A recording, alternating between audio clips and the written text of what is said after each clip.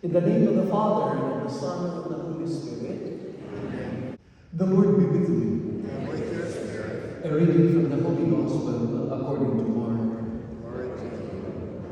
Chapter 8, verses 1 to 10. They ate and were satisfied. In those days, when there again was a great crowd without anything to eat, Jesus summoned the disciples and said, "My heart is moved with pity for the crowd, because they have been with me now for 3 days and have nothing to eat.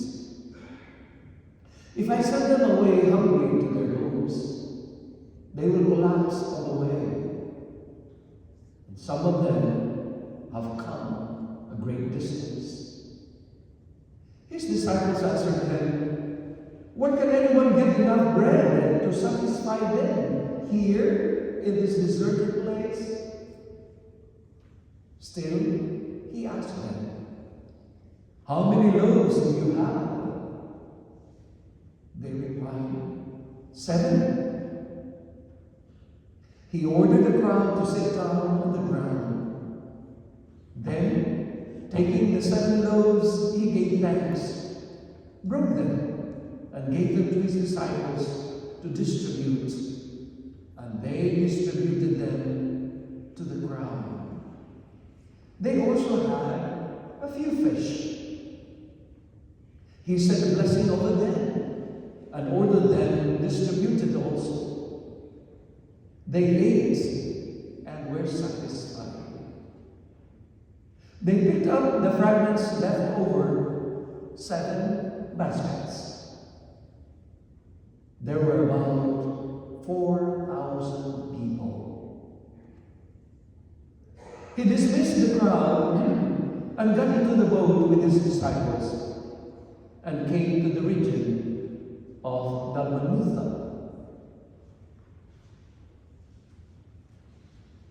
The proclamation of the good news of our salvation.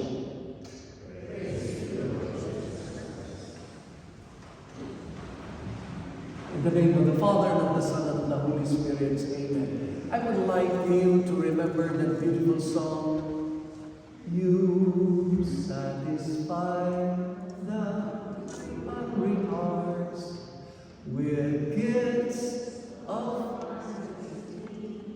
Oh, give to us, O saving Lord, the bread of life to eat." What a beautiful prayer. And this could be a way for us to take into consideration, even before we make that prayer, even before we make that song, Jesus, in our gospel reading, sees the hunger in man's life. The hunger in man's life can be considered in 3 different ways. I would say the physical hunger.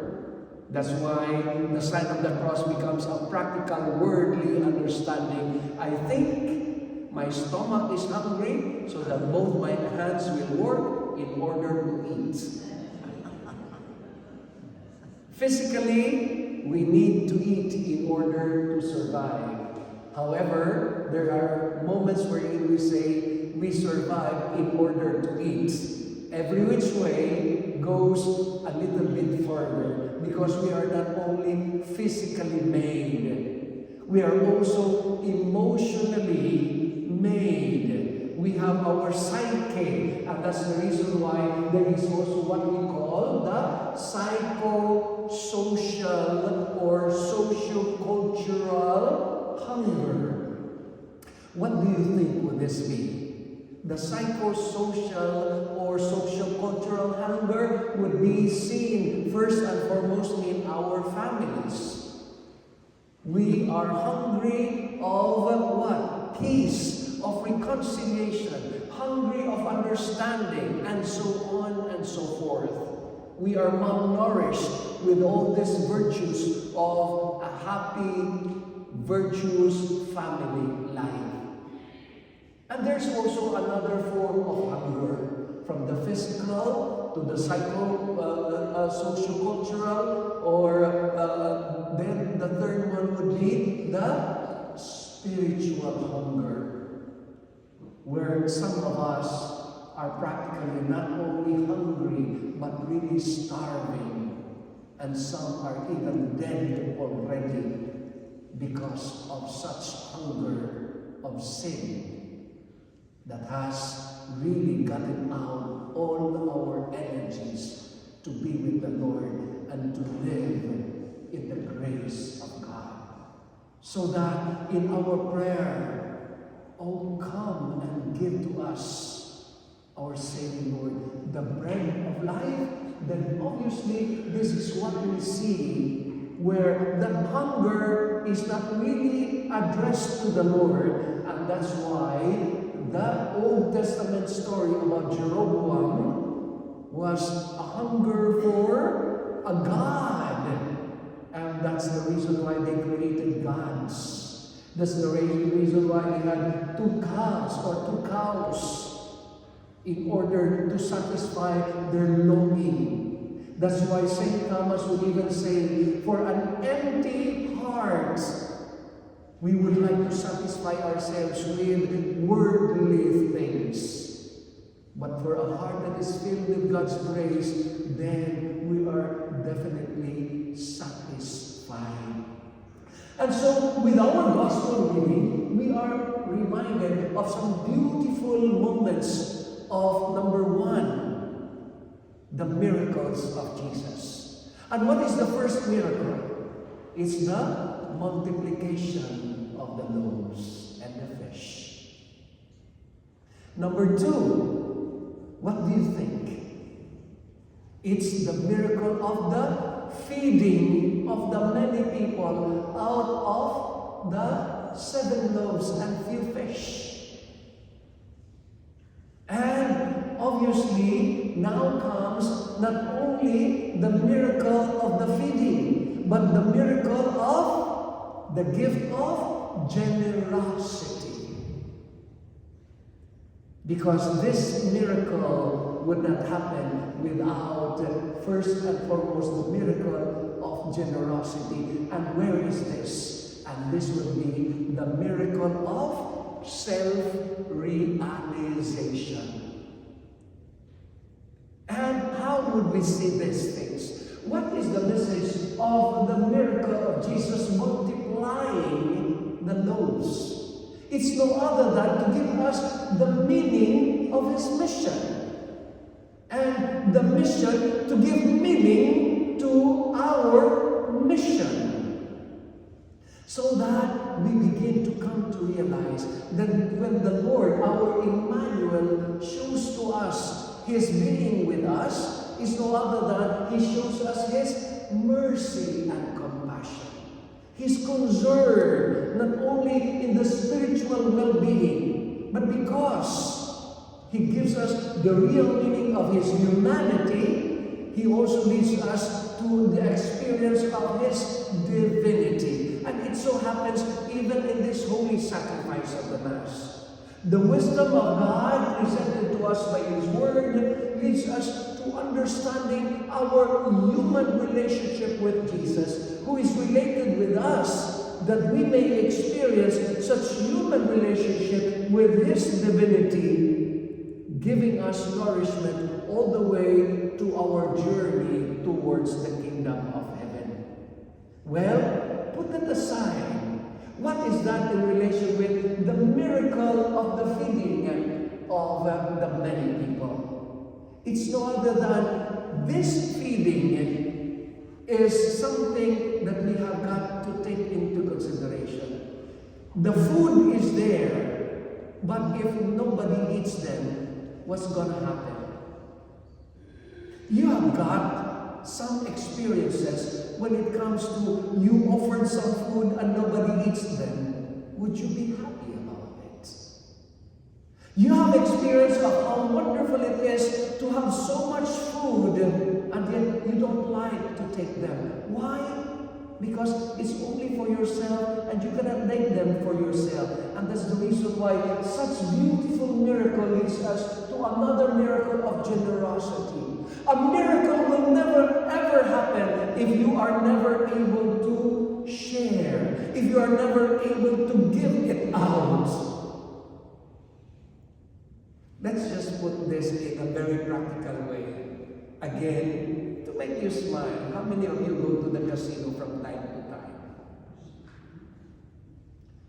How would you win if you would not give out something? What would be your wishes for to win a jackpot when all you've got to do is look up to it? How many of you think about like buying the lotto? I wish I would win the lotto, but you don't even buy a ticket. So, Jesus reminds us that His grace works through the human dimension in a very wonderful way. In the spiritual reflection that we will have, He works through what? The joy and the gift of generosity.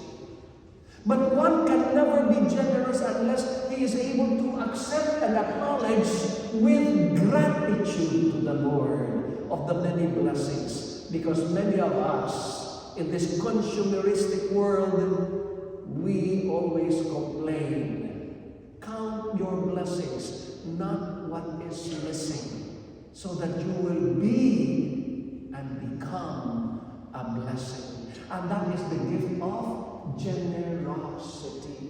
So the miracle of God's multiplication in Jesus multiplying the loaves leads us no other than to the miracle of what? Camaraderie, community life, and the joy of sharing and the joy of giving. But let me lead us to another beautiful realization today, and that is the joy and the miracle of self-realization. That is where we are going to experience today the joy of our own personal miracles, the miracle of transformation. How do we see the miracle of the multiplication of the loaves in the life of Jesus? We see mercy, compassion, love, concern. Would we see that in ourselves? By the gift of our baptism, we share in the threefold mission of Christ. What is that in relation with people's participation? As I have said a while ago, with St. Augustine's words, God has created you without your help, but He cannot save you without your participation. Even John F. Kennedy once said, ask not what your country can give you, but ask yourselves what you can contribute for the good of your country. We can apply that to our celebration today. Ask not God what God can give you, but ask yourselves what you can do in order to receive God's grace to transform you. And the joy of transformation is no other than they ate and were satisfied in this holy sacrifice of the Mass. Are you going to eat the miracle God is giving you today? And number two, would you find satisfaction in Jesus, whom you are going to eat? When you take your gadgets, would you be able to take them for yourself? No, they will only be there for a distance. When you take your salary, where do you think would it go? It would either go to the bills, to pay animosities, and so on and so forth. If you take your career and your profession, for that matter, where will it go? Probably sometimes to intrigues and criticisms and fault findings. But if you take Jesus for your life today, will it make a difference to give you joy, peace, and satisfaction, so that at the end of the day, Jesus reminds us that I am your Emmanuel, God with you, not for a time, not only for today, but every day of your life. Let us bow down our heads for a moment and savor this moment of such beautiful miracle of self-realization, being amazed to accept, acknowledge the grace of God, to commit ourselves to be like Jesus, to make miracles beginning within the conversion of ourselves, and most of all, to be eager to embrace Jesus' miracle, that we will be able to be enriched, eager to reach out, to share such miracles to others. In moments like this, I sing out a song. I sing out a love song to Jesus.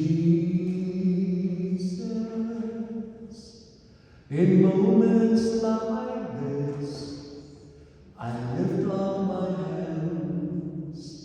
I lift up my hands to the Lord, singing I love you, Lord, singing I love you, Lord, singing I love you, Lord, I love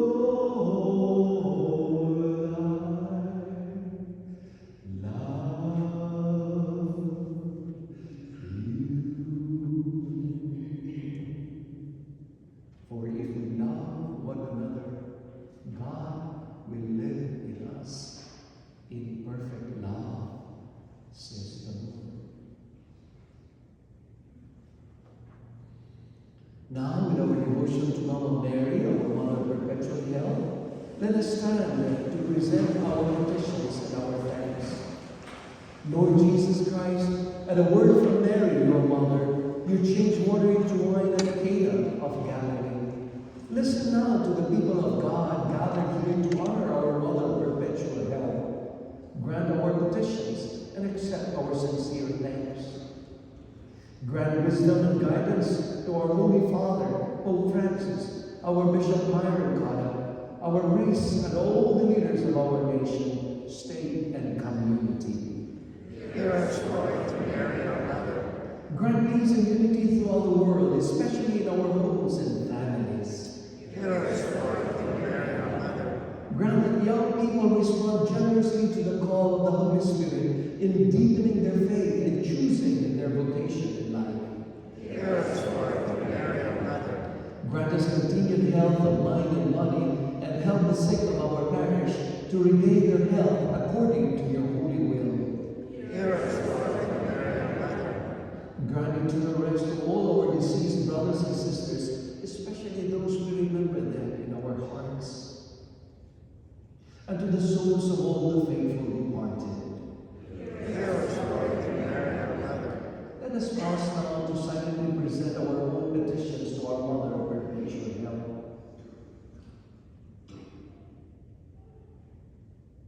Lord, accept our thanks for the new life of grace you gave us. We thank you, Lord, for Mary, our Mother. Accept our thanks for all the graces received through the sacramental life of the Church. We thank you, Lord, for Mary, our Mother. Accept our thanks for the spiritual and material blessings we have received. We thank you, Lord, for Mary, our Mother. Let us pause now to silently thank our Mother of Perpetual Help for our own favors received. All together, Lord, look upon your servants, laboring under bodily weakness. Cherish the life of those which you have created, so that under your blessings they can soon find themselves healed by your mercy. We ask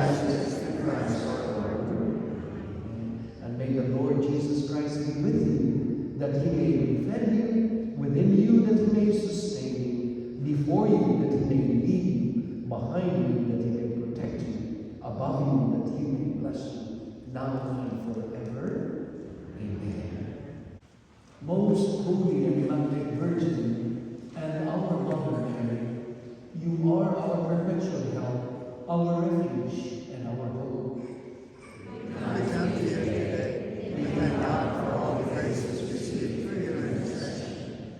Mother of perpetual help, we promise to love you always, and to do all we can to be demonstrated. Mother of perpetual help, confident of your powerful influence with God, obtain for us these graces. The strength to overcome temptation, a perfect love for Jesus Christ, and a holy death, so that we will live with you and your Son for all eternity.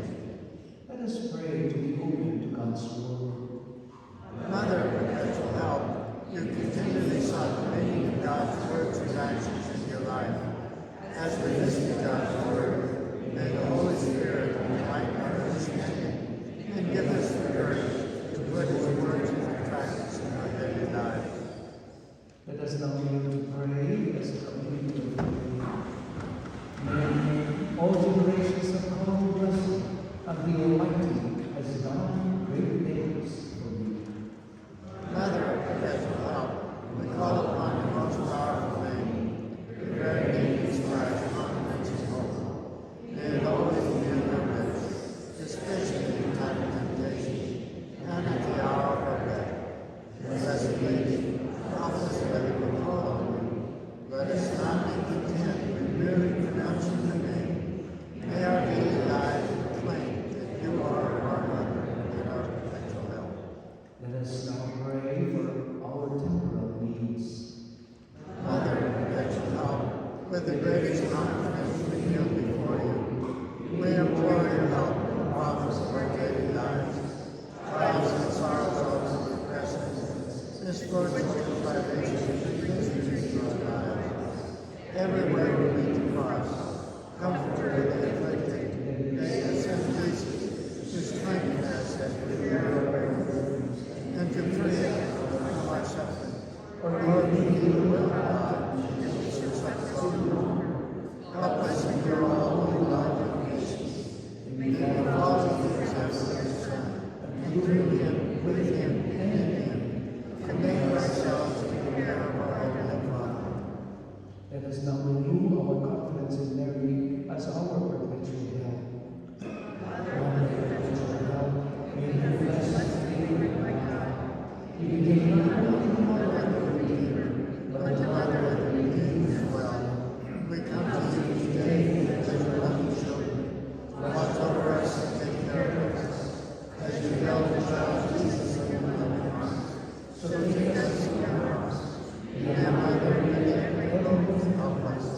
For God is mighty and great things for you, and his mercy is from age to age on those who love him. Our greatest fear is that in time of temptation we may fail to allow to you and become lost children. Intercede for us, dear Mother, and take our heart for our sins. Love for Jesus, final for spirits, and place hope for the love of you. Mother of perpetual help. Now let us all stand and unite with the Christians of all ages in praising Mary and committing ourselves to her powerful protection. As we say, Hail Mary, For the grace, the Lord is with you. Blessed are you among women, and blessed is the fruit of thy womb, Jesus. Holy Mary, Mother of God, pray for us sinners, now and at the hour of our death. pray for us, O Holy Mother of God. That we may be made worthy of the promise of Christ. Let us pray. Lord Jesus Christ, who gave us your Mother Mary, whose image we venerate as a mother ready at every moment to help us, grant we beg you